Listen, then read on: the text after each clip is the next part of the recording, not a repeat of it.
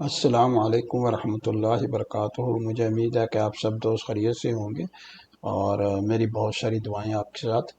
अच्छा, मुझे बहुत सारे सवालात आ रहे हैं, बहुत सारे कमेंट्स आ रहे हैं कि अगर कोई नया प्रोजेक्ट शुरू करना हो तो वो किस तरह से शुरू किया जाएगा। यानी अगर कोई भी प्रोजेक्ट आप रेविट आर्किटेक्चर में शुरू शुरू कर रहे हैं या रेविट एमईपी में शुरू कर रहे हैं तो किस तरह से आप जो है उसका आगाज़ कर सकते हैं, किस तरह से स्टार्ट कर सकते हैं। तो मैंने ना इसमें थोड़ी सा इसके ऊपर वर्कआउट किया है और मैंने स्टेप बाय स्टेप ना इसको तहरीर कर दिया ताकि आपके लिए आसानी रहे और आपकी समझने के लिए भी इसको जो है आसानी रहे। उसके बाद अगर देखें तो स्टेप बाय स्टेप गाइड है।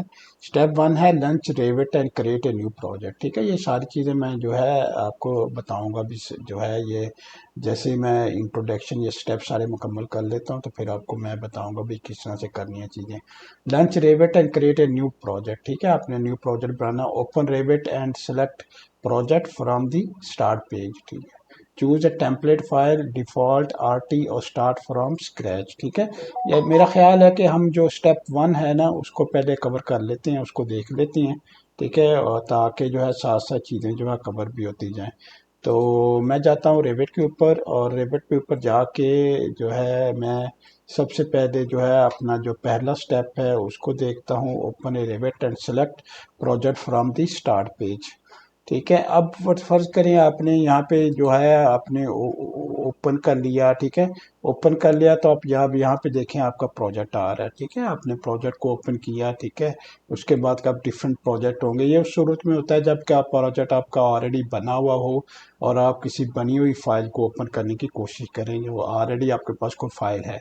अगर आपके पास ये फाइल नहीं है तो फिर एक नए तरीके से किस तरह से कर सकते हैं। हम यहाँ पे जाएंगे, यहाँ पे न्यू में जाएंगे, न्यू में यहाँ पे प्रोजेक्ट को सिलेक्ट करें। जैसे प्रोजेक्ट को सिलेक्ट करेंगे तो आपके पास टेम्पलेट्स आ जाएंगी, डिफरेंट टेम्पलेट्स आ जाएंगी। अब सबसे पहले आपने इस चीज़ का इंतखाब करना है कि आप किस रीजन में रह रही हैं, उस रीजन में किस तरह के यूनिट इस्तेमाल होती हैं। पीरियड के थोड़ा नीचे आ जाए तो आपके पास मीट्रिक सिस्टम भी है। ठीक है, फिर ये भी आपने चेक करना होता है कि आप एक डिज़ाइन कंपनी से तल्लक रखते हैं या आप एक कंस्ट्रक्शन कंपनी से तल्लक रखते हैं। अगर आप कंस्ट्रक्शन कंपनी से तल्लक रखते हैं तो वो मीट्रिक कंस्ट्रक्शन टेम्पलेट आपके पास है। अगर आप डिज़ाइन के साथ तल्लक रखते हैं तो मीट्रिक आर्किटेक्चर टेम्पलेट आपके पास है। अगर आप स्ट्रक्चर डिसिप्लिन में काम कर रहे हैं तो स्ट्रक्चर टेम्पलेट आपके पास है। अगर आप एमईपी में काम कर रहे हैं तो सिस्टम टेम्पलेट आपके पास है। तो ये अपनी मेक श्योर करना कि सबसे पहले आपको कौन सी टेम्पलेट चाहिए, किस तरह की टेम्पलेट चाहिए। ठीक है, आप फर्ज करें मैं मीट्रिक सिस्टम में काम कर रहा हूँ और मैं एक कंसल्टेंट कंपनी में काम कर रहा हूँ तो ठीक है, मैं ये करूँगा सिलेक्ट मीट्रिक आर्किटेक्चर टेम्पलेट और इसको मैं जो है ओपन कर लूँगा।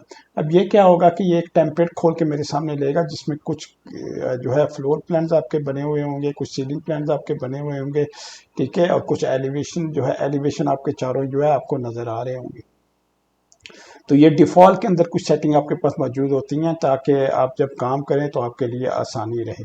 ये तो आपका हो गया पहला स्टेप। ठीक है, और दूसरे स्टेप में जो है आपने क्या करना है कि आपने जो है ये भी मेक श्योर करना है कि आप जब ने रेविट आपने इंस्टॉल किया था तो रेविट के साथ आपकी सारी लाइब्रेरी है थी कि नहीं है थी। ठीक है, अगर जब भी कोई भी आप फर्ज करें, मैं फर्ज कर यहाँ से वॉल लेता हूँ। ठीक है, और यहाँ पे वॉल लेके मैं वॉल को ही लगाता हूँ। ठीक है, और अगर मैं फर्ज करें यहाँ पे जाता हूँ, यहाँ पे आर्किटेक्चर में जाके कंपोनेंट्स लेता हूँ, कंपोनेंट पेज करता हूँ तो यहाँ मेरे पास फैमिली है।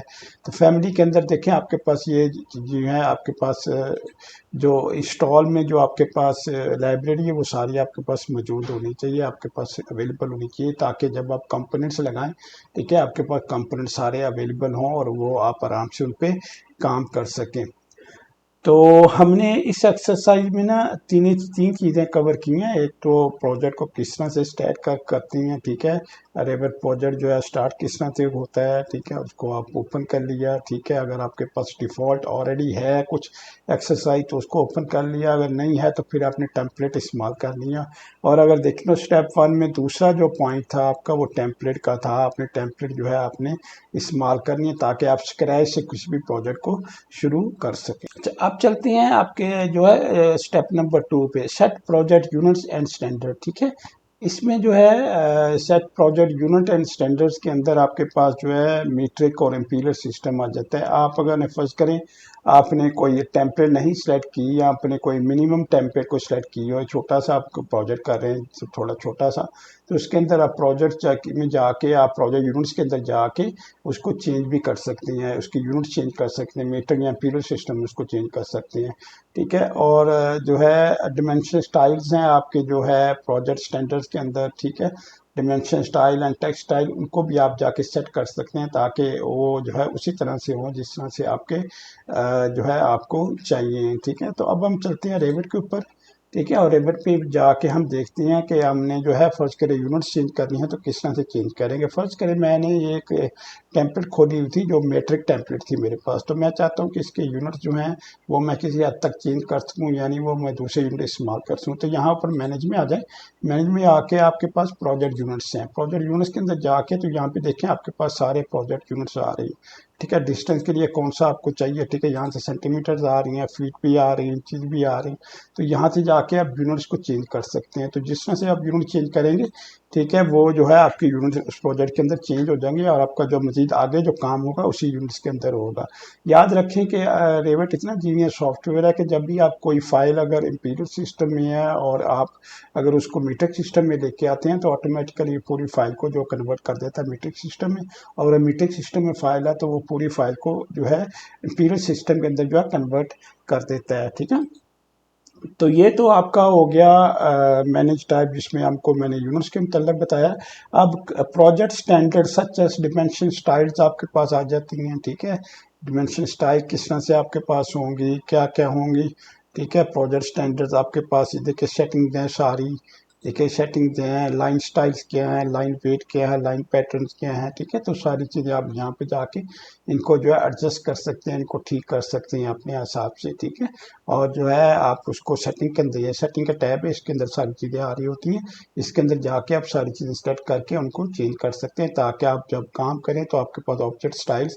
ठीक है, ऑब्जेक्ट स्टाइल में आप आ गए तो ऑब्जेक्ट स्टाइल के अंदर आपके पास जो है देखें, फर्ज करें मैं आर्किटेक्चर डिसिप्लिन को जो है देखता हूँ। ठीक है, दूसरों को मैं ऑफ कर देता हूँ तो मेरे पास जितने भी कंपोनेंट्स होंगे आर्किटेक्चर के होंगे, और आर्किटेक्चर में कॉलम आ रहा है, सीलिंग आ रहा है। ठीक है, उसमें क्या कलर मुझे चाहिए, क्या लाइन पैटर्न चाहिए, क्या वेट चाहिए, तो यहाँ जाके मैं इनको भी एडजस्ट कर सकता, इनको सेट कर सकता अपने हिसाब से।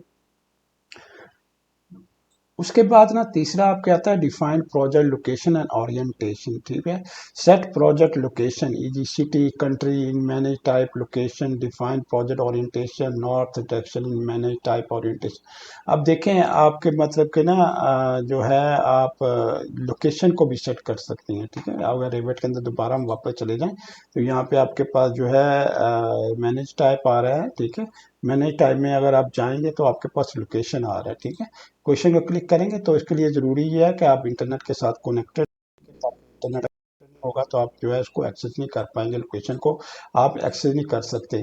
ठीक है, और याद रखें जब भी आप खोलेंगे कोई भी रेविट की फाइल या लोकेशन को खोलेंगे तो वो आपको डायरेक्ट जो है जहाँ पे ऑटोडेस्क का ऑफिस है वहाँ पे आपको ले जाएगा, उस जगह पे आपको ऑटोमेटिकली ले जाएगा। अब मैं चाहता हूँ कि मेरी बिल्डिंग जो है फर्ज करें पाकिस्तान में थी या इंडिया में थी, किसी भी जगह पे थी, तो मैं जाके यहाँ पे सर्च में जाके यहाँ पे फर्ज करें पाकिस्तान लिख देता हूँ।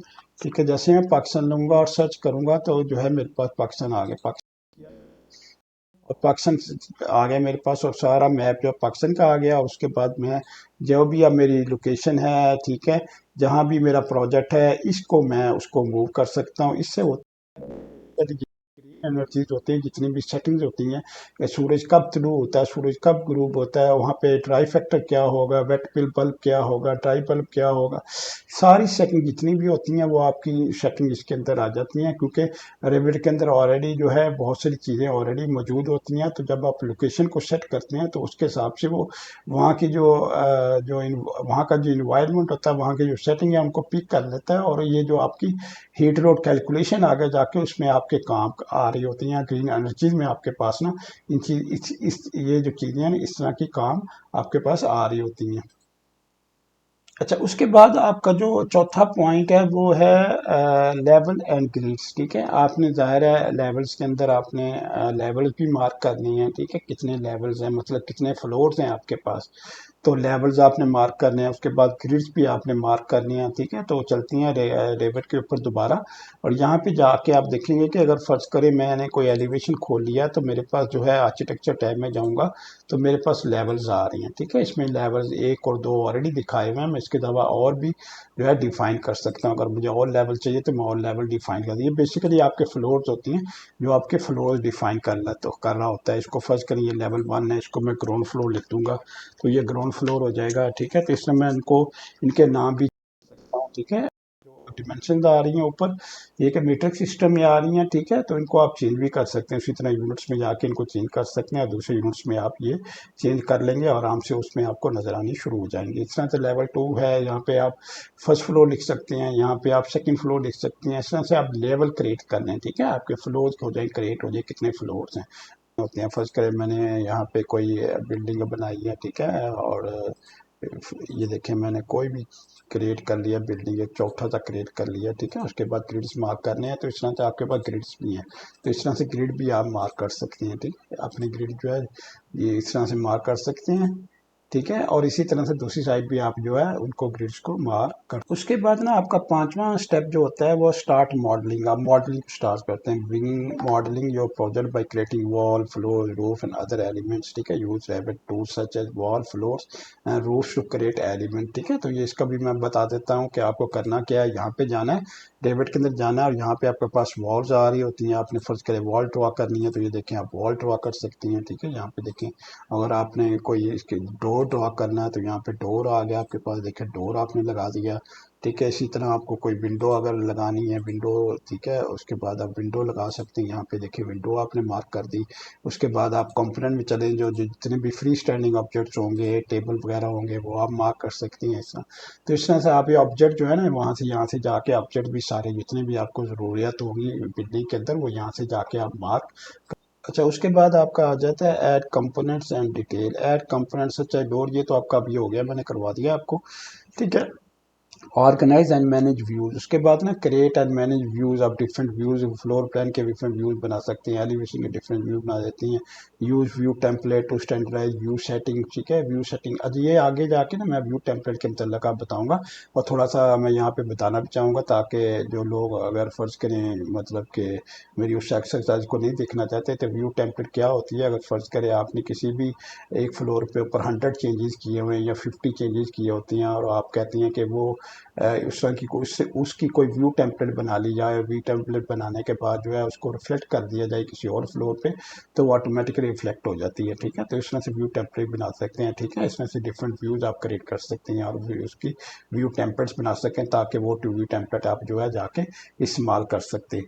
उसके बाद शेयरिंग आ जाती है। शेयरिंग जो है बेसिकली आपकी वर्क शेयरिंग होती है। वर्क शेयरिंग जो है आप मतलब कहाँ से लेती हैं, ठीक है। व्यू टेम्पलेट भी मैं आपको बता देता हूँ। आर्किटेक्चर में आप चले जाएं, ठीक है, और जो है मैनेज अपना व्यू में चले जाएं तो व्यू टेम्पलेट आपके पास जहाँ व्यू टेम्पलेट आ रही होती है, ठीक है। तो आप व्यू टेम्पलेट भी आप बना सकते हैं।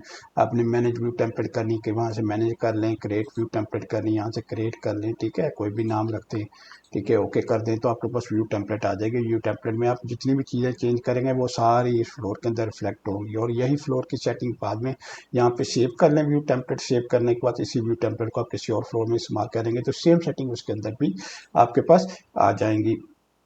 उसके बाद आ जाता है कोलैबोरेशन। कोलैबोरेशन में आप जो है जब आप रेविट में काम कर रहे होते हैं तो आप चाहते हैं कि डिफरेंट एलिमेंट्स जो हैं वो एट द सेम टाइम जो है दूसरे लोग भी कर सकें। तो उसके लिए जो सबसे बेहतरीन टूल है वो आपका वर्क शेयरिंग होता है। कोलैबोरेट में चले जाएं तो कोलैबोरेट में आपकी देखिए यहाँ पे वर्क सेट्स होती हैं। अब वर्क सेट क्रिएट कर लेती हैं। वर्क सेट पे भी मैं एक्सरसाइज यहाँ पे आपके पास ना एक्सपोर्ट का टूल भी होता है। ये देखें एक्सपोर्ट है, तो एक्सपोर्ट में जो है आप चीज़ें शेयर कर सकते हैं। आप सिंगल स्टैंड अलोन कंप्यूटर बैठे हुए अकेले ही काम कर रहे हैं तो आप DW बना के शेयर कर सकती हैं, ठीक है, या PDF बना के शेयर कर सकते हैं, या कैट फॉर्मेट में आप शेयर कर सकते हैं चीज़ों को, ठीक है। इसी तरह IFC अगर आपने शेयर करना है तो IFC भी नीचे है, IFC भी बना के उसको शेयर कर सकती हैं। तो ये थी एक एक्सरसाइज जो मतलब एक लेक्चर जो मैंने क्रिएट किया उन लोगों के लिए जो बेसिकली मुझे कमेंट्स कर रहे थे कि हमें ये बताइए अगर प्रोजेक्ट शुरू करना नए सिरे से तो वो किस तरह से शुरू होता है, किस तरह से शुरू हम कर सकते हैं। तो ये मैंने चंद जो है चीज़ें आपके सामने रखी हैं ताकि आपको आसानी रहे, और जब भी अब नया चलो प्रोजेक्ट शुरू करने करने लगे तो आपको जो है पता हो कहाँ से शुरू करना और कहाँ पे जाके आपने एंड करना है। तो अपना ख्याल रखिएगा, इंशाल्लाह अगली एक्सरसाइज मुलाकात होती है। अल्लाह हाफ़िज़, अस्सलाम वालेकुम वरहमतुल्लाहि वबरकातुहू।